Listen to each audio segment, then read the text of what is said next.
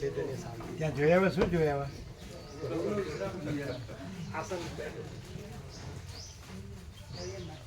એટલે બરોબર છે બપોરના સત્ય શિવ સુંદર સંતોષ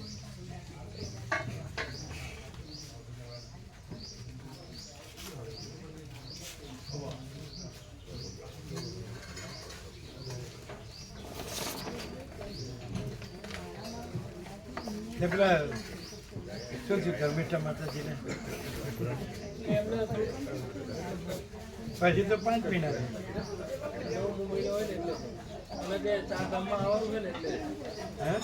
ચારધામમાં લખાયું છે ને 4 ધામ બરાબર ચારધામમાં બે લખાયું બરાબર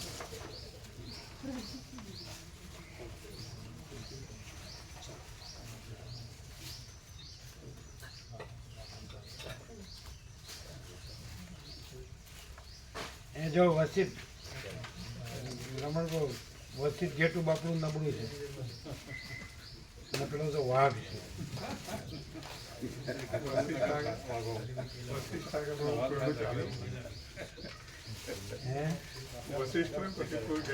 નબળું ઘેટું છે અને ડોસી તો મોટો વાઘ કવિતા ડોસી મોટો વાઘ વસિત નબળું ઘેટું જોવો જ ના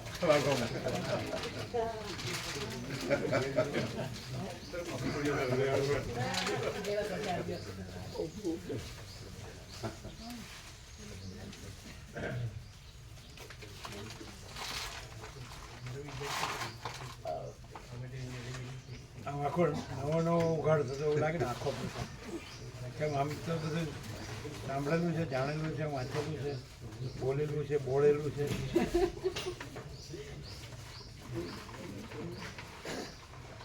આખો એમ કે આખો નવો નવો ઉઘાડ થતો છે કઈ વસ્તુ લાગે છે 3 વસ્તુ આજે તો અમને 3 જગ્યાએ એક તો તુરિયાતીતનું આખી જિંદગી બધું એમ જ સાંભળ્યું તુરિયાતીત કંઈક સમથિંગ સૂર્ય રહીને પ્રકાશ કરે થાય એવી રીતે તો એ કલ્પના કરવી પડે એવું જ્યારે આ એક્ઝેક્ટ જો થાય તો તુરિયાતીત કહેવા પણ એવો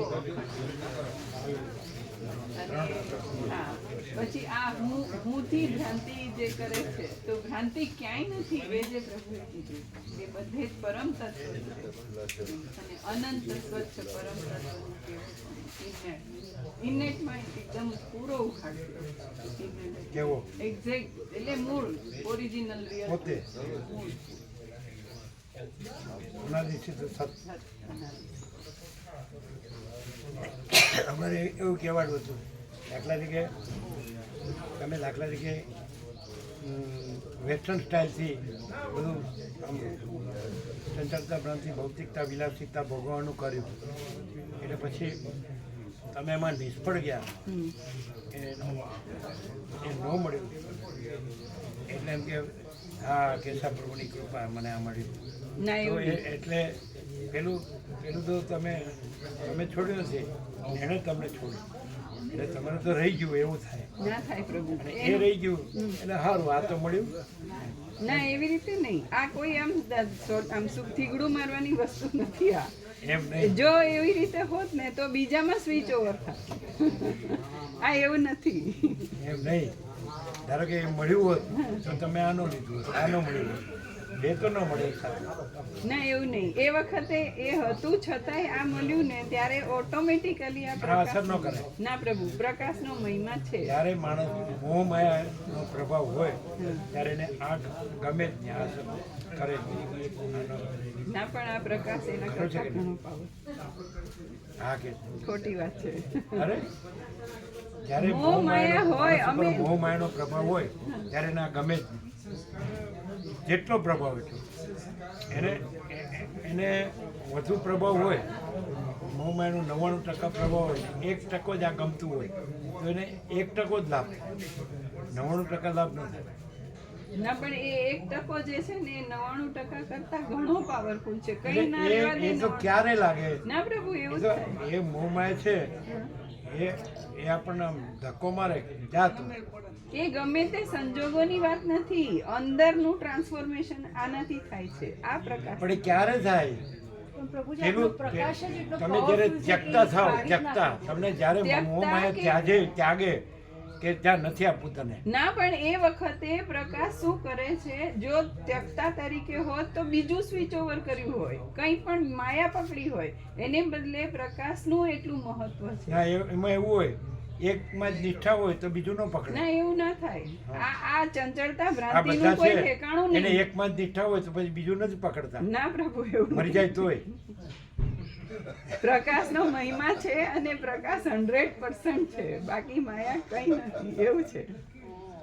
હવે તમે જે આજે જે પ્રકાશ થાય છે એમાં ઊંઘ આવે છે કેટલી આવે છે ગયું કેટલું ઉપર ઉપરથી કેટલું એવું બધું અંદરથી છે પ્રભુ. એ છે ને પ્રશ્ન એવો સમજાણો તો મને કે આપને, હું એમ સમજી હતી પ્રશ્ન, કદાચ ભૂલ હશે, કે આપને ઇન્નેટ આમ કેમ છે, એટલે Innate એટલે- કારણ પૂછતી હતી હું. એટલે અનંત સ્વચ્છ પરમ તત્વ પરમ કેવળપણું જે છે એ પોતામાં પોતે એ ઇન્નેટ એ તો સમજાઈ ગયું હતું મને. તો પછી બીજું છે જ નહીં એટલે મને એમ કે બચપણથી કેમ, પહેલાથી જ આપને ઇન્નેટ કેમ છે, તો મને એમ કે બચપણથી કેમ એટલે છે એમ. બચપણ આ લોકોએ જોયું છે એટલે એટલે એ લોકોએ સાપેક્ષ છે આ લોકો જે આવ્યા ત્યાં જી.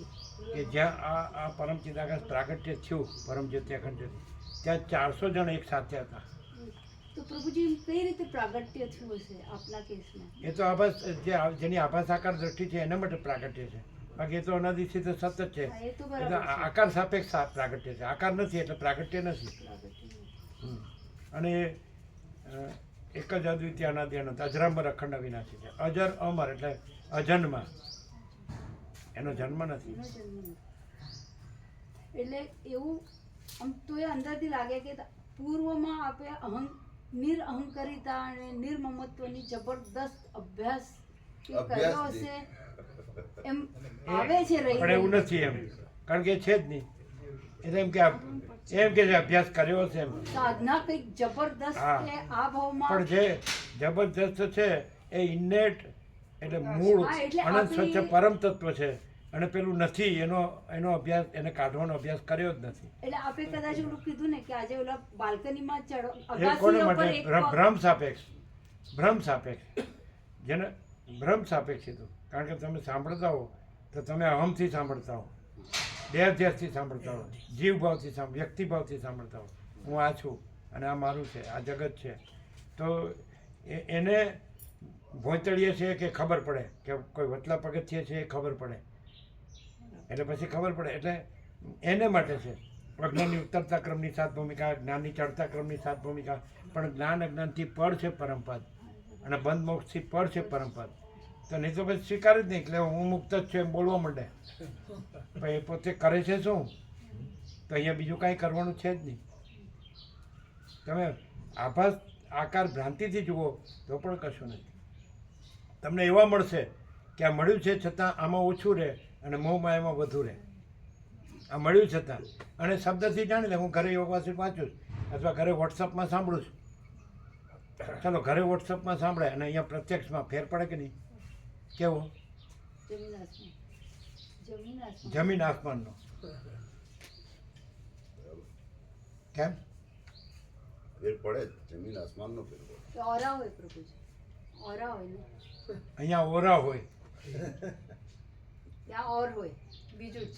ત્યાં ઓર હોય, બીજું બેસી ગયું છે આમ તો હિટ બેસી ગયું છે હવે લાગે. કમ્પ્લીટ બેસી ગયું. આચાર્ય દેવો ભવ. પણ કેવો આજે કેવો હતો? માચ લાગે કૈવલ્ય અણિશુદ્ધ આર પાર, કૈવલ્ય સદા એકરૂપ ઓલ ઇઝ વન. આખો અનંત સ્વચ્છ પરમ પ્રકાશ એક જ છે ને? એટલે આર પાર ક્લિયર છે ને? પરમ આકાશ જ બોલે છે એમ જ લાગે છે. પરમ આકાશ જ બોલે છે એમ જ લાગે છે.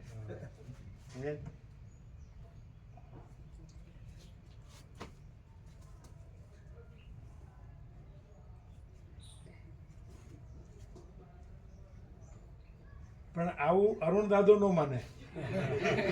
આ વખતે જોજો પ્રભુજી, ગેરંટી આપના પ્રકાશ થકી થવાનું છે, થવાનું જ છે પ્રભુજી. આટલા વર્ષો નો થયું ને હવે હું થાય? થશે જ, થશે જ.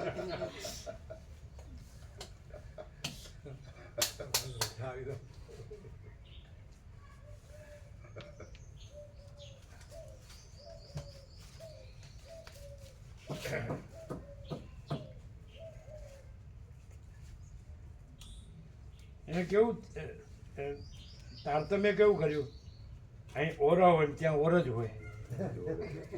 હિન્દીમાં ઓર એટલે બીજું, આ બીજું કાંઈ નથી એવું. પણ એ તો જે મૂળતા ચડતા અજ્ઞાન છે ને સાચું જાણવા જ નહોતે. તમોગુણ, રજોગુણ, પ્રવૃત્તિ, લોભ, એ જાગ્યા ત્યારથી સવાર. It is never too late. હજી મોડું થયું નથી. ખરેખર હોય ને તો બંધો ઝુકાવી દે કે આ જ છે, બીજું નથી, કે નહીં?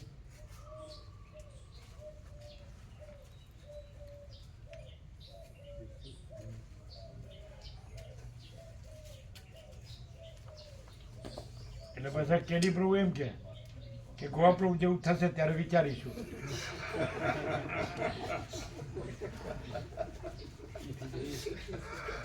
વિચારીશું હો પાછું, રહીશું જેવું નહીં. પણ એવું થઈ ગયું છે એવું માની લેતો થયું જ છે એવું. ગોવા પ્રભુ જેવું થઈ જ ગયું છે એવું. પણ પ્રત્યક્ષ હાજરા જોડવાનું કેવું કઈ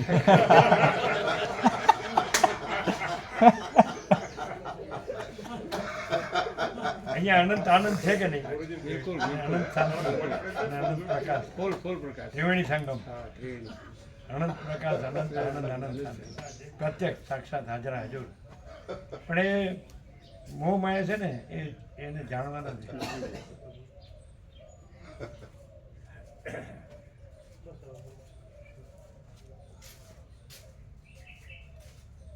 કોઈ એમ કે અમારે આવો આવી રોજનીશીનો અભ્યાસ નથી, તો અભ્યાસ પાડવો પડે.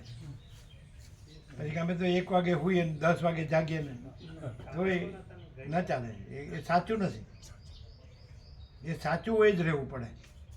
આપણા ખોટા અધ્યાસ છે, દેહાધ્યાસના અવળા અધ્યાસો છે, એ છોડવા જ પડે. અને આપણે છોડવા તો એ ન હોય તો એ તો પછી એમાં કાંઈ નહીં.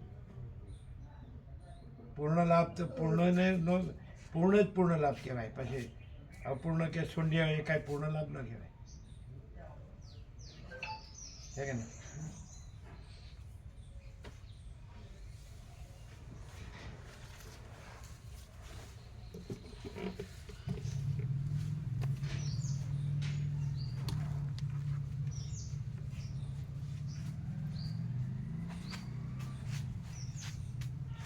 કેવો પ્રકાશ થાય છે. પણ થોડો વાઘ જીતી જાય પછી નબળું ઘેટું શું કરે? પ્રકાશનો પ્રભુ વાઘને કદી છે જ નહીં. એને જીવ બોલો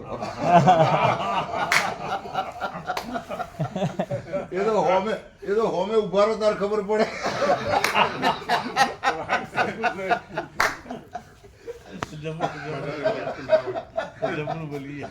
બધા હરખું ના હોય.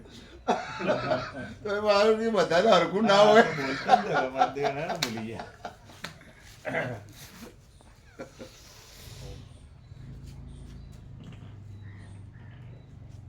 ત્રણ વસ્તુ કઈ કીધી તમે? એક સૌથી પહેલું તુર્યાતીત. એટલે આ પ્રકાશ એવો છે કે તુર્યાતીત કહેવાપણું પણ નથી એમ. બીજું એવું કીધું એટલે કઈ રીતે કહેવા પણ નથી કે આખો અખંડ પ્રકાશ છે. પહેલા તુર્ય કેવી રીતે કે સાક્ષ્ય નથી એટલે સાક્ષી એમ, પણ સાક્ષી કહેવાપણું નથી ત્યાં તુર્યાતીત. તો તુર્યાતીત તુર્યની સાપેક્ષ થાય કે તો એ કહેવાપણું નથી એમ, સાક્ષીપણું નથી. તો પછી આખો પ્રકાશ છે. પછી બીજું હુંની ભ્રાંતિ જે કરે છે, હું અહંકારનો ભ્રમ છે, એ ચોખ્ખા પ્રકાશ ઉપર સામાન્ય માણસનો કે બીજો આરોપ કરે છે કે બીજે ક્યાંય પણ ભ્રાંતિ જોવે છે તો એ અહંકારનો ભ્રમ ભ્રાંતિ જોવે. ભ્રાંતિ ક્યાંય નથી, આખો પરમ તત્વનું જ કેવળપણું છે એમ. અને એ જે કીધું ઇનેટનો ઉઘાડ કે અનંત સ્વચ્છ પરમ તત્વનું જ કેવળપણું છે એવી રીતે. તો એ ઇનેટ ઓરિજિનલ રિયલ ટ્રુથ, અનાદિ સિદ્ધ સત, મૂળ.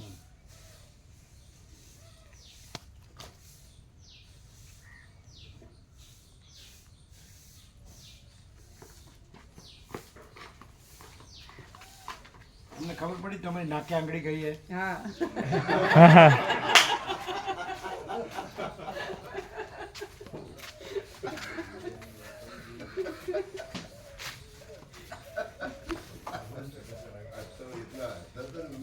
પડી ગયા હતા